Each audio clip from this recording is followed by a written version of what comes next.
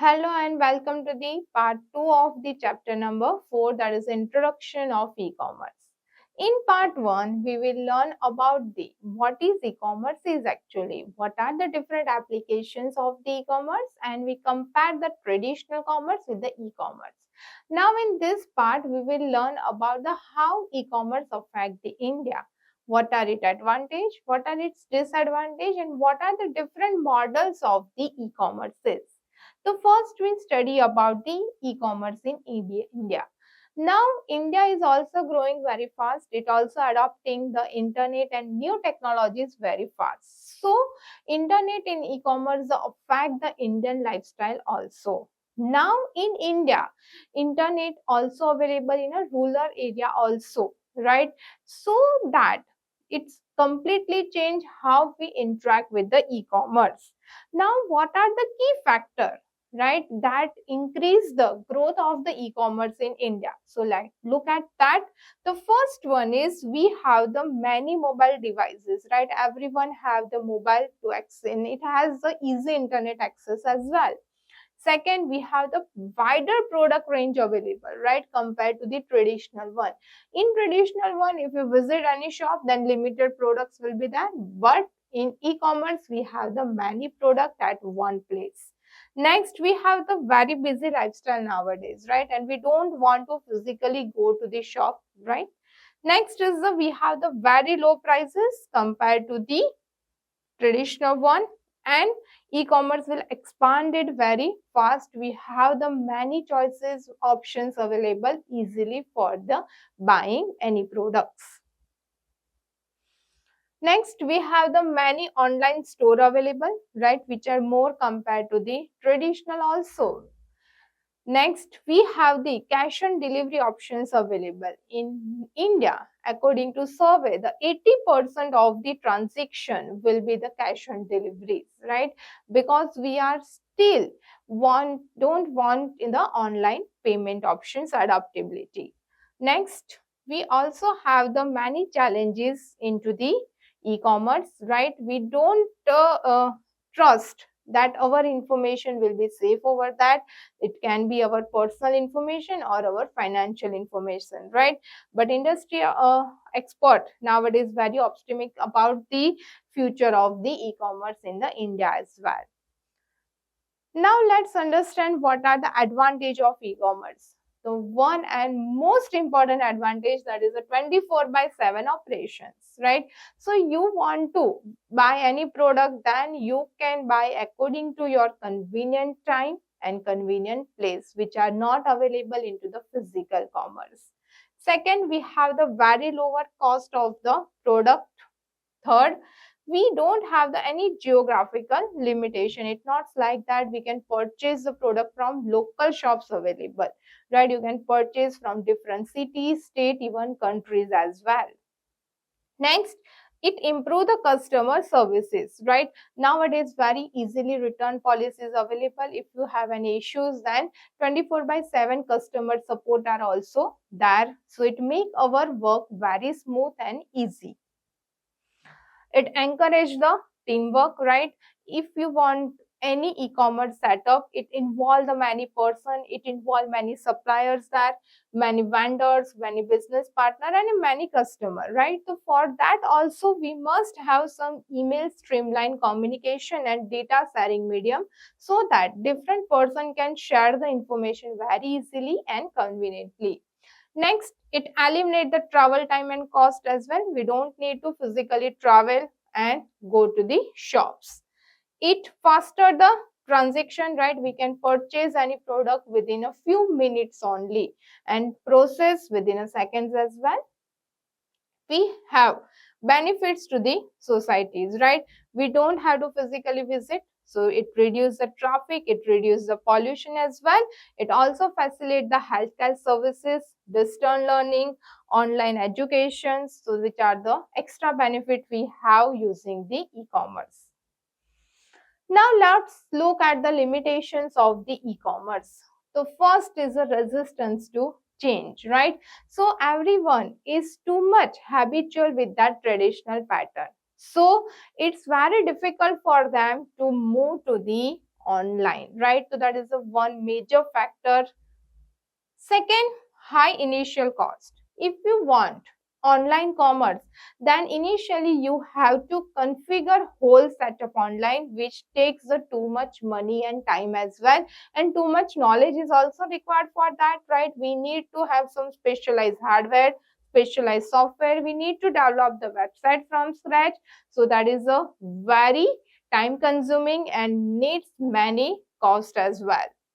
Next security concern is that now if we have put any our credit card or financial detail online for the online payment, so we always fear that that can be stolen or it can be accessed by any unauthorized user. Privacy issue will that, right? Many companies are that which are selling the data. It's selling the personal, your contact number, address to the other company for the marketing or any other purposes. Lack of trust, right? We don't have the trust if we get the damaged product, if we don't get the correct products. That is always issues initially in the e-commerce. Next, delivery delay and cost, right? You don't get the product instant, right? If you need any product urgent, then e-commerce will not help for that. Next, unsuitability for the perishable and tangible products. There are some products which have the very limited lifetime. For example, fruits, vegetables, right? Any dairy products which has a very limited lifetime to making it fresh. So for that, e-commerce delivery will be some challenging part.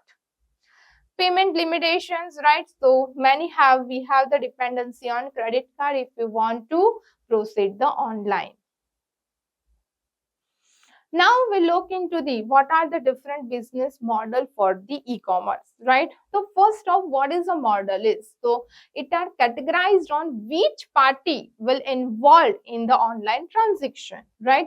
Based on that, whole e-commerce will be categorized into the different models. So primary classifications are that first is a business to consumer, right? That is a one business which are selling product directly to the customer. That is the one model, B2C. Another is the B2B, one business selling product to another business only, right? So that is we call the B2B. Next is the C2C, that is customer to customer. In that there is a no business involved at all, right? One customer directly selling product to another customer, no third party will be there. Next is the customer to business, right? In this, customer will give some product or services to the business according to his convenience and pricing availability. Let's look into the every model in deep, right? The first model we discuss about the B2C. So we know that that is a two person involved. One is a business and the second is a customer. So this is the definition in which business will sell product or any services, right? And customer will use that product or use that services. Popular B2C services using online retail of any product, banking, real estate and travel services, right? These are the some website that comes in the categories of the B2C model.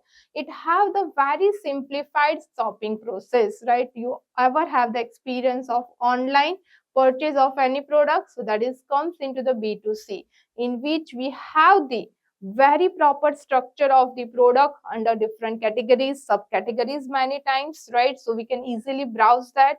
In every category, we have the many product options are also available. If you want to view any product detail, so just click on that. We can get every product detail. For example, if you want to get a book, then we have the author name, price, reader return, book reviews, publisher, ISBN number, all the information available at one place only. Now we have the cart features available. So we can add product to cart, we can review the cart, and if you want to remove any product from cart, that is easily done in e-commerce. Next, placing order is simply once your cart is ready, by clicking on the place button, your order will be confirmed. After that, we also have nowadays varieties of payment option online or cash on delivery is available, and this is very convenient to use, right? You can use by sitting at home itself also, right? And it's completely transparent process we have available. So this is the one of the main model that adopted by many companies nowadays, that is B2C. Now second model we have is the B2B. In this, there is a no retail customer is there, right? The one business, right, will directly contact to the another business only, right? Another business can be some manufacturer, some supplier, distributor, or wholesaler is that. Now what is the main purpose? So it basically used to different business partner can smooth that operation, that data sharing easily. Example of this, if one manufacturer is there, right, it communicate with its supplier about the stock, pricing, and smooth operations between them. Efficiency in business process, it helps to improve supply management chain, right, inventory management chain, payment management chain, right.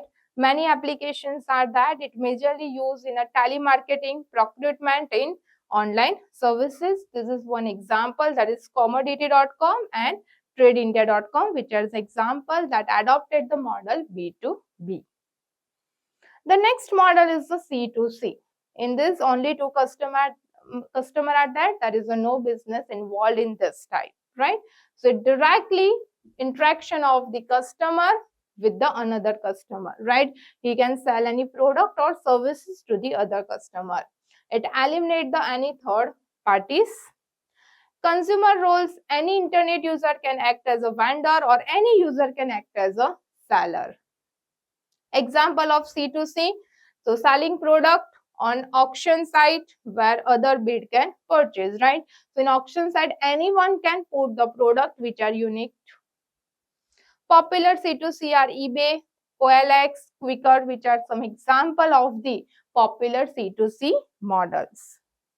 Next is the C2B, that is any same person will offer that services or product to the business, right? So that is called the C2B.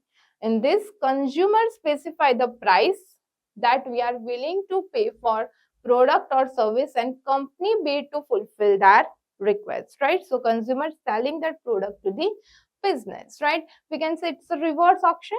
Unlike traditional auction, consumer determine price, right? And business decide you want to accept or not.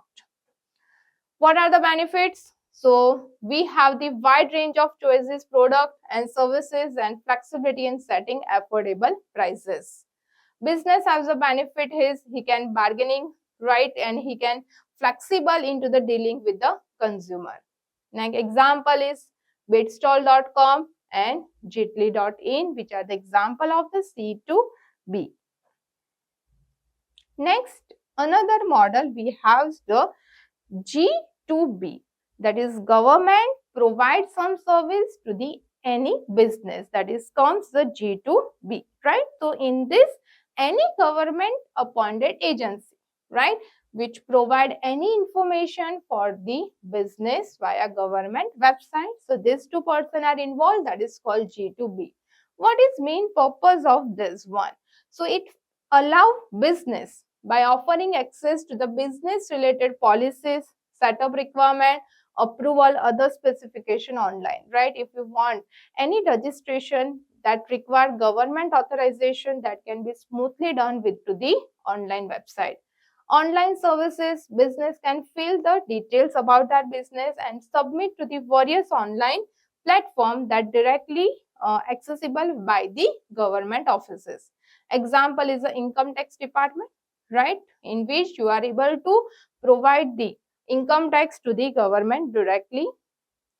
It is a part of e-governance, right? So G2B, it is a one part of the term e-governance, under which there is a one model called the G2B, which simplify the process between government and the businesses.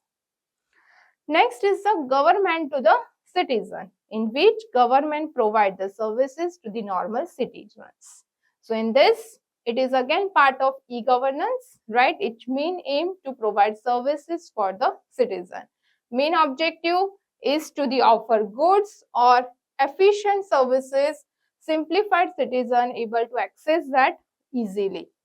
Service provided, we get the information about what are the government departments, detail of the welfare schemes, or access to the different application forms that are accessible by normal citizen. Example of this is the Gujarat government, Gujarat statewide area network, right? It is one of the initiative comes in the model G2. See, this is a website listed over here. And the last in the government is the G2G. In this, one government provides services with the or interact with the another government department, right, which is generally a non-commercial communications between two different government appointed agencies. Main purpose is to the sharing information so that he can streamline and smooth their normal working. Benefit, it reduce the IT cost, it streamline the normal work and enhance overall efficiencies of the government offices. Key model in this, under this model G2G, they are implementing the different B2C, B2B and other model for that convenient usage. Thank you.